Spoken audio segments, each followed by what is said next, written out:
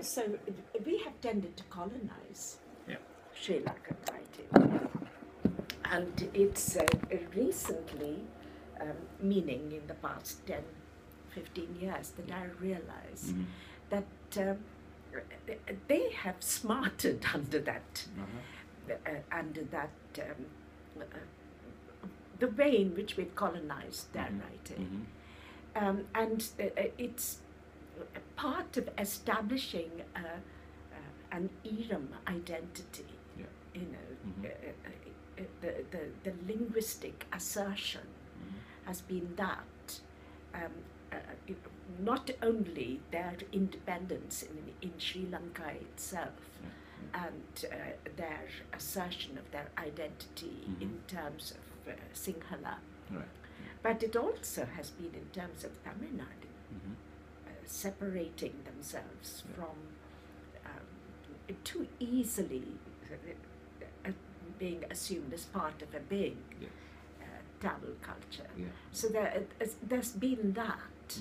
The Sri Lankans have always said that they're more rooted in social concerns than, for example,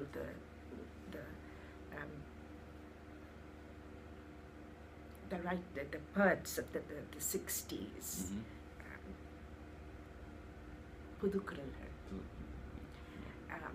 which was so much more esoteric, according to Nuhman, who writes about Sri Lankan poetry. It's much more rooted in social concerns. But then it becomes this tremendously political poetry as well. And our poetry has never been that politically aware, not since Bharati. And but Bharati was this. I know it's sacrilegious to say this, but it's a very idealized nationalism. Really, we look to the future, which is everybody will be equal. There won't be any caste anymore. Revel will become, praised. All this, it's highly idealized. Here, it's everyday suffering that becomes of concern, of importance to write about, the urgency to write about what is actually happening, what is actually, what oppression actually means. And do you see that as something that is, like you mentioned, bridging the gap between these two different cultures and two different time periods? So do you think that's one of the things that's happening currently? Having the Sri Lankan writers, the diaspora group writing more about their loss of country, loss of life, and than as against what the Tamilians in Tamil Nadu are writing about. Yes, I think that's an important difference, an important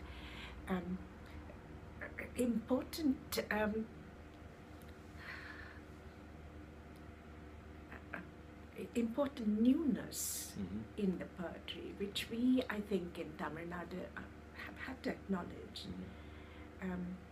And it's very interesting to see, for example, looking at the what happened with women poets, and I'm mainly talking about poetry because that's what I've kind of focused on in my recent translation. It's very interesting to see how the women poets in Sri Lanka came to the fore just before that happened in India. But the women poets in Sri Lanka have always been more politically engaged, whereas the women poets in India have tended to turn inward. In a Gita makes a very interesting comparison between Sri Lankan poets, women poets, who say, who she says, even when they're writing about themselves and their concerns and their love affairs, will put that against a vast canvas. Whereas the inwardness in women poets from Tamil Nadu can tend to be too claustrophobic almost. I'm not quite sure about that argument, but I certainly can see the truth of that. But then, you know, you see a new political concern coming up in Malati Maitri, for example. She's an activist, and that activism comes through in her poetry, certainly more in recent times. And this may be something we've learnt, you know. And I see there are a handful of poems by women poets. Sugita Rani. Sugita Rani is quite politically an activist as well as a Dalit. But a handful of them have written about the Sri Lankan war and its aftermath. And these are among some of the great war poems. So I think there's been a very useful collaboration. Yes, and interchange and encounter. Right, because you mentioned in your translation work, so Ambai's translation work, you mentioned that it's more about exile from the main household into the kitchen, and so even though she is born in Tamil Nadu, she has been brought up in Bombay. She lived in Bombay, so that exile has created a sense of inward-looking philosophy within her works. So, is that something that you would attribute to the Sri Lankan writers as well? Because even though they are not in the same country, but they are cut off from their country. But do you still think that's the kind of thing that you look for in for example, Cheran's poetry?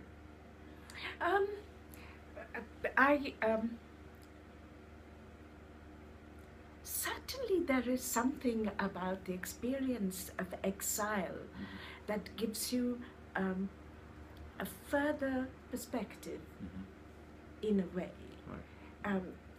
which enables you both to see what is happening and to be part of something else.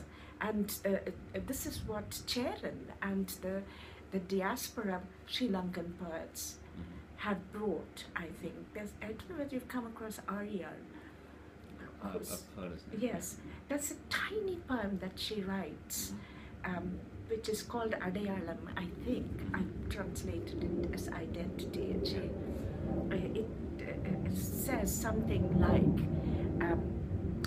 in my hometown, I was called Karmi Taki.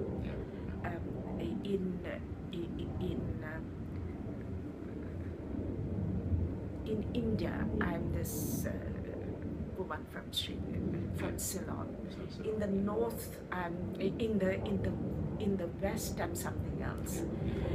So she never has an identity until then. She says she's now exiled. She's in Australia, this place which was grabbed from the Aboriginals, and there at last she's darky.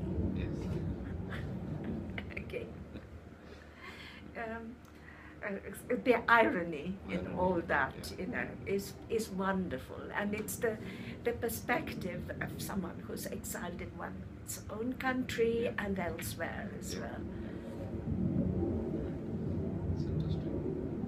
Because we were talking about Ashok Mitran. Yes. So we mentioned that he, though he comes from an urban background, and his prose is sparse, you still find there are a lot of challenges in getting them to translate that in English. So what are some of those challenges that you faced in Ashok Mitran? In Ashok Mitran in particular, Yes. Because of that very apparently simple style, which is so layered and rich. and somehow you've got to accommodate that in Yeah. the translation. Easy enough to find simple words, which Mm-hmm. Yeah. you know. Yeah, because he writes in a simple Tamil. So. Yes, and Yeah. it's sparse. Mm-hmm. Mm-hmm. Almost, it's very spare. Yeah. But that sense of humor, that sense of irony, Mhm. that which I think is it's strange to say it, but I think it's a very Tamil quality. Yeah. The best Tamil writers have it. Pudhumaipittan Pudhumaipittan has it. irony. Yeah. Ramsamy Mm-hmm. has it, Mm-hmm. but Ashokamitran is past master at it. Mm-hmm. And sometimes there is a baffling, almost enigmatic Yeah. feel about those stories. Yeah. And everybody is a puzzle. Mm-hmm. You can't fathom them, but that is the marvelousness. It's the richness. But it's easy to flatten all that out in a translation, Mm-hmm. and one mustn't. Yeah. Yeah. It's listening to all these things that are going on, Mm-hmm. Mm-hmm. and to suggest some of that. Right. I also think one of the qualities I admire most greatly in Ashokamitran is a kind of compassion and Mhm. detachment. Mhm. There's no condemnation Yeah. of any one Yeah. character. Nobody's wicked, nobody's evil. Mm-hmm. Nobody's entirely good either. Yeah. There's that complexity, Right. and a world in which everybody is allowed. Yeah. So have you discussed your translation works with Ashokamitran? Later on, when I first translated Tanir, as Mhm. I said, Yes, I was on my own, Yeah. and I was a new translator. Mhm. I didn't really, understand all the things that I would later understand Yeah. and do. But much later, actually, he invited me to Mhm. translate for a Sahitya Academy Right. production, Appavin Snehidar, my Yes. father's friend. It's a lovely collection It is. Yeah. of short stories and novellas. Mhm. And after I had done that, Yeah. when I finished Tanir, I might well have sent it to him, but Mhm. no comment Right. Okay. at all. Yeah. But after I finished Appavin Snehidar, my Mhm. father's friend, I had a long session with him, Yeah. just going through various things. Mhm. And he was even baffled that I would ask these questions. Yeah. Do it. Mm. And then he liked very much my very small introduction, Mhm. in which I had talked about this wonderful ability he has Mhm. not to condemn. Yeah. And he said how much he liked that and how nice it was Right, that I yeah. picked that one. Oh, that's interesting. Yeah. But it's being careful not to flatten out Mhm. Mhm. these subtleties. Yeah. So that's where the main Yeah. challenge would be. Yeah. Yes, that is the challenge. Right. Not to simplify, Mm. and yet to have a simple style, Yeah. which seems a contradiction. Mhm. It's, So when someone reads your translation work for the first time, they're not aware of the fact that it's a translated work. So do you like the feeling that they think this one of the original works, or do you think that there should be some elements to the work that you have translated that shows that it is a translated work? that's a difficult one to answer. I wanted to have the resonance of Yeah. Tamil. Yeah. But I wanted to stand up on its own Right. as well. Mhm. I'm always very baffled when people think it's an original work. Right. Okay. I was teaching, I was invited to do some teaching at Jadavpur University Mhm. a couple of years ago, might have been, and a young woman